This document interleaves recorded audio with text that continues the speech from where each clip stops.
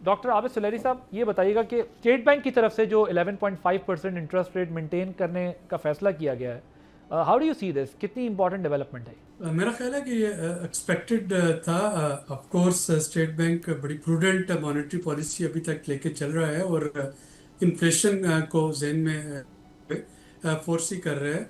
पहले से ही जो पिछली दफ़ा जो मीटिंग थी या उससे पहली मीटिंग्स में जब इंटरेस्ट रेट को दोबारा से बढ़ाया जाना शुरू किया तो स्टेट को देख रहा था कि ऑयल प्राइसेस जो हैं आलमी मंडी में गल्फ टेंशन के बाद वो एक इन्फ्लेशन सेकंड और थर्ड वेव ऑफ इन्फ्लेशन लेके आ सकती है और उसी हिसाब से वो अपनी मॉनेटरी पॉलिसी साथ साथ एडजस्ट कर रहा है। ये जो बजट है, बजट से कुछ पॉजिटिव सेंटिमेंट्स जो हैं वो यकीनी तौर पे आए, स्पेशली तनख्वाहदार तबका में उसके कुछ पॉजिटिव सेंटिमेंट्स उससे मिले। डॉक्यूमेंटेड इकोनॉमी को कुछ हद तक उसमें नज़र आ रहा है कि शायद हुकूमत जो है वो दूसरे एवेन्यूज इस वक्त तलाश कर रही है टैक्स रेवेन्यू को पूरा करने के लिए। उनको थोड़ा सा सिलेक्टिव रिलीफ दिया जा रहा है, तो ये उसी जो तसलसल को बरकरार रखने के लिए उन सेंटिमेंट्स को हुकूमत ने फैसला किया है कि अगले 2 महीने जो है वो मॉनेटरी रेट को, पॉलिसी रेट को ना छेड़छाड़ की जाए। 2 महीने में दो चीज़ें बड़ी क्लियर हो जाएंगी। पहली चीज़ तो जो गर्म की सिचुएशन है वो क्लियर हो जाएगी। फिर अभी इलेक्ट्रॉनिकली एक एमओयू साइन हुआ है, उसके बाद इसके जो खदोखाल हैं वो सामने आना शुरू हो जाएंगे और एक पीस डील की शक्ल जो है वो तैयार करना शुरू कर देंगे। तो वो ये पीस जो है वो कितना सस्टेनेबल रहता है, नोइंग कि इसराइल जो है वो उसमें एक स्पॉइलर का रोल प्ले करने की कोशिश करेगा खिते में। इसी तरीके से प्रेसिडेंट ट्रंप की जो मतलून मिजाजी है उसका भी भरोसा नहीं किया जा सकता। तो ये सारी चीज़ें जो है वो ऑब्जर्व करता हुआ मेरा ख्याल है नेक्स्ट पॉलिसी मीटिंग जो होगी 2 महीने के बाद वो बहुत अहमियत की हामिल होगी, जिसमें हम स्टेट बैंक ये फैसला कर रहा होगा कि अगले जो अगस्त सितंबर के लिए इंटरेस्ट रेट जो है वो क्या रहना चाहिए। ओके। क्या पाकिस्तान अब भी आपके ख्याल में जो है वो स्टेबिलिटी के फेज़ में ही है, या उससे निकलकर ग्रोथ फेज़ में एंटर हो चुका है या हो रहा है? और या आईएमएफ प्रोग्राम की भी कुछ कंपल्शंस है जिसकी वजह से ऐसा नहीं हो पा रहा? IMF प्रोग्राम हो या ना हो, इस वक्त अपनी कंपल्शन है कि आप 2 साल पहले तो पाकिस्तान दिवालिया होने के करीब था, यानी मरीज जो है वो कोमा में जा रहा था। 2 साल से अब उसको हल्का सा स्टेबल किया है, तो आप ये एक्सपेक्ट नहीं कर सकते कि वो सुबह जाके जो है वो मैराथन में भागना शुरू कर देगा। ये फिलहाल अभी आपको अभी इसी पेशेंट आईसीयू से बाहर आया है। हाँ, तो इसी तरह से आपको इसको रखना होगा। देखिए, ये स्टेबिलिटी बारोड स्टेबिलिटी है। ये स्टेबिलिटी जो है अगर हम स्टेट बैंक रिजर्व्स की बात करते हैं तो रिजर्व में मेजर चंक जो है वो तो सऊदी और चाइनीज डिपॉजिट्स का है। Saudi deposit purely geopolitical situation पे डिपेंड कर रहे हैं। जियोपॉलिटिकल सिचुएशन चंद साल पहले जब मुवाफक नहीं थी तो सऊदीज ने अपने पैसे वापस मांग लिए थे, हमने दे दिए। अब जो पॉलिटिकल सिचुएशन पाकिस्तान, यूएई ने पैसे मांगे, हमने सऊदी से लेके तो उनको वापस भी कर दिए, कुछ अपने डिपॉजिट जो है उनको भी पूरा करने की कोशिश की। और सेकंड, जो पैसे चाइना के हैं, चाइना के साथ भी पाकिस्तान को बड़ा फूंक फूंक के चलना पड़ रहा है कि अमेरिका और चाइना का बैलेंस इस तरीके से रहे कि कोई भी सुपर पावर आपसे नाराज़ ना हो जाए। तो एक बैलेंस मेंटेन करना वो बहुत इंपॉर्टेंट है यहाँ पे। तीसरा, ये स्टेबिलिटी जो है ये आईएमएफ प्रोग्राम की वजह से कोई एक बैड पॉलिटिकल डिसीजन जो कि आईएमएफ को अगर नाराज करता है किसी वजह से, तो ये स्टेबिलिटी खतरे में पड़ जाएगी। और जो दो और इम्पॉर्टेंट पॉइंट हैं ग्रोथ से मुतल्लिका, वो हैं इस वक्त ग्रोथ आपकी डिपेंड कर रही है मॉनसून सीजन पे और गल्फ की सिचुएशन पे। आप 100 नोबेल इनाम याफ्ता इकोनॉमिस्ट बिठा के बजट बनवा लें, अल्लाह ना करे एक बैड मॉनसून सीजन जो है 2022 की तरह का, वो आपकी तमाम प्लानिंग को उड़ा के ले जाता है। और इस दफ़ा तो एनडीएमए ने वार्निंग भी दे रखी है कि बारिशें जो हैं वो 26% ज़्यादा होंगी और गर्मी भी ज़्यादा पड़ेगी।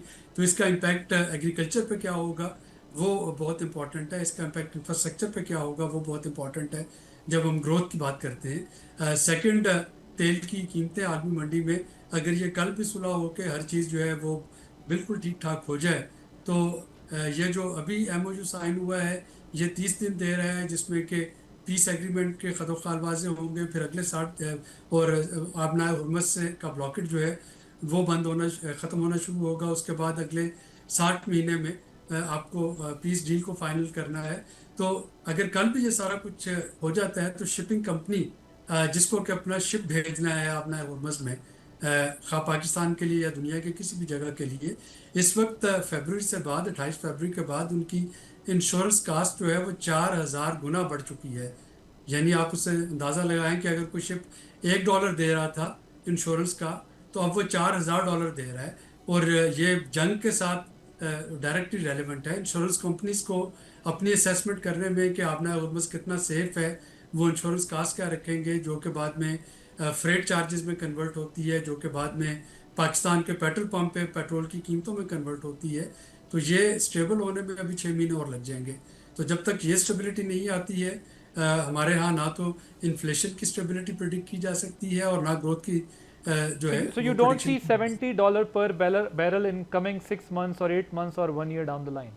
अल्लाह करे कि ये हो जाए, लेकिन आपको तो एवरेज कीमत देखना होगी ना। मैं जैसा कि हम अभी पिछले 4 महीनों में देख चुके हैं कि एक स्टेटमेंट आती है प्रेसिडेंट ट्रम्प की, तेल की कीमतें नीचे चली जाती हैं। अगली स्टेटमेंट आती है, तेल की कीमतें ऊपर चली जाती हैं। इसराइल लिबनान पे कुछ करता है, और ईरान जो है वो बदले में खत्ते में किसी सो बड़ी अमेरिकन फ्रजाइल बेस्ड। सी सिचुएशन है। आप कह रहे हैं कि अब ये ज़रा इकोनॉमी जो है वो पॉलिटिकल स्टेटमेंट्स और जियो पॉलिटिक्स और फॉरेन पॉलिसी के ऊपर उसका इन्हिसार हो गया है मुकम्मल तौर जी पे कि वो बिल्कुल। क्या होती है, तो उसके अकॉर्डिंगली फिर डिसीजंस होंगे। तो it's doctor not what I see or what you see, it is के हाउ थिंग्स वुड अनफोल्ड। और चीजें अभी फ्रेजाइल हैं। जी ठीक, फेयर इनफ। सो ये स्टॉक मार्केट्स की जो रिकॉर्ड परफॉर्मेंस के बावजूद जो है वो इंडस्ट्री में इन्वेस्टमेंट नहीं बढ़ी है, वो क्या रीज़न है? इंडस्ट्री में इन्वेस्टमेंट का एक मेजर जो चैलेंज है वो आपका एनर्जी की प्राइसेस से मुंसलिक है। एनर्जी की प्राइसेस इस वक्त आपका एक मेजर जो कॉस्ट ऑफ डूइंग बिजनेस है उसका एक मेजर पोर्शन है। बाकी सारी कॉस्ट को अगर आप एक साइड पर रखें, इन्वेस्टर को इन्वेस्ट करने के लिए उसको एक तो एनर्जी पॉलिसी में कंसिस्टेंसी चाहिए।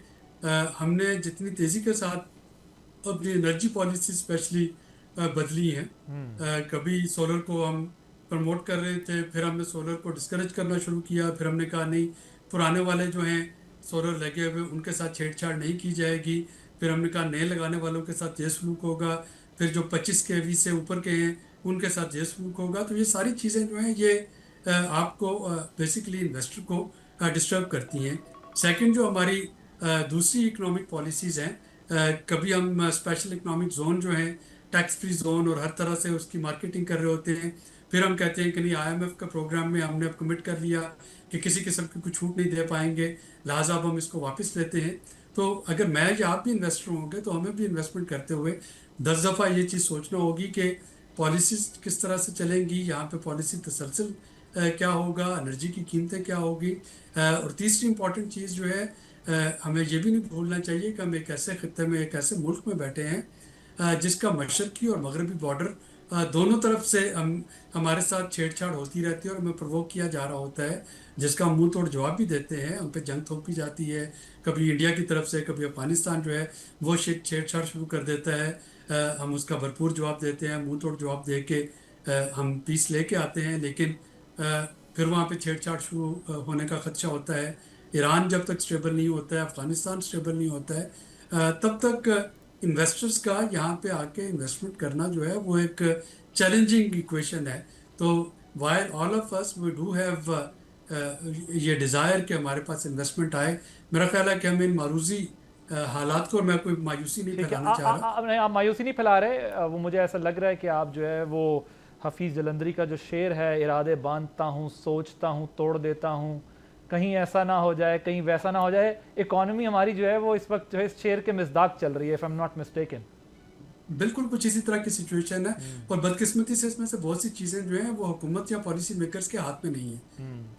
यानी ये नहीं कि उनकी इंटेंशंस वो बुरी जियो हैं। पॉलिटिक्स को आपने उससे रिलेट किया, आपने बताया कि ज़ाहिर है जो इंटरनेशनल अफेयर्स हैं इस वक्त, इशूज़ हैं, जियो पोलिटिकल सिचुएशन है, उसकी वजह से जो है वो हमारा भी उन डिसीजंस का हमारा उन पर रिलायंस है। उन डिसीजंस की वजह से हम सब, बल्कि डेवलपिंग कंट्रीज, बल्कि develop countries are suffering from that problem. Doctor Abid Suleri साहब, thank you so much. Subscribe करें और बेल दबाएं ताकि कोई खबर रह न जाए।